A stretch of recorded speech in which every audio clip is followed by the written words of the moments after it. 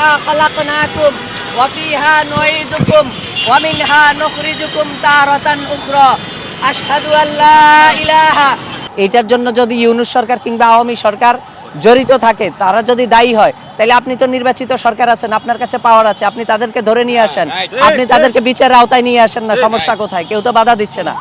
কিন্তু আরেকটা বিষয় হচ্ছে, যারা আগে স্বাস্থ্যমন্ত্রী ছিল, স্বাস্থ্য উপদেষ্টা ছিল, তারা না হয় পালিয়ে গেছে, কিন্তু সচিব থেকে আমলা, সমস্ত আমলারা তো এই রাষ্ট্রে আছে, তাদেরকে ধরেন না কেন? শুধু তো উপদেষ্টার সাবেক স্বাস্থ্যমন্ত্রী দায়ী না।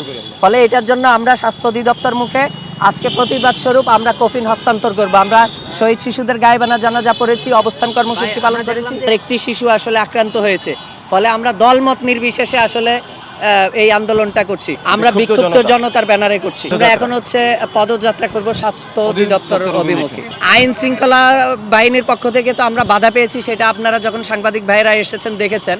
আমাদের এখানে আমরা যখন এই কর্মসূচিটা ঘোষণা করেছি, তখন গোয়েন্দা সংস্থা থেকে বারবার আমাদের সাথে যোগাযোগ করা হয়েছে, মানে কলের পর কল। কালকে আমরা দেখেছেন যে আপনাদেরকে লেটেই আসলে আমরা প্রেস রিলিজটা পাঠিয়েছি, যাতে তারা কোনো ধরনের হ্যাচাল করতে না পারে।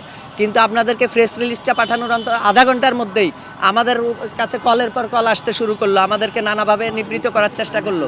বললো যে আপনারা এরপরে আমরা যখন এখানে আসলাম, আমাদেরকে বললো যে আপনারা 2 জন যেতে পারবেন, সর্বোচ্চ 2 জন যেতে পারবেন। এটা তো একটা নির্লজ্জতা। আমাদের কিছু বন্ধুরা এসেছিলেন, অ্যাক্টিভিস্টরা, কবি সাহিত্যিকরা বা পেশাজীবী মানুষরা, খুবই কম সংখ্যক, 8-10 ওনাদের বাধার পরে আমরা মাত্র 8-10 জন বন্ধু বান্ধবকে বলেছি ঠিক আছে আপনারা সঙ্গ দেন। 8-10 জনকে তার বাধা দেওয়ার কথা না।